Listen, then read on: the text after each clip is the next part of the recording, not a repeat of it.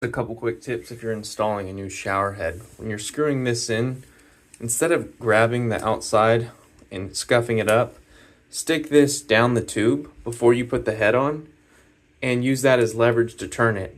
It gets it really tight, but it doesn't scratch this up. Also, when you're screwing this on, if you're using Teflon tape, which you might not have to, all you can do is before you tighten it all the way to keep the white Teflon from showing, before you have about a quarter turn left, you can just unwrap it, let it all go away, and then finish screwing it on. You don't end up seeing any of the Teflon.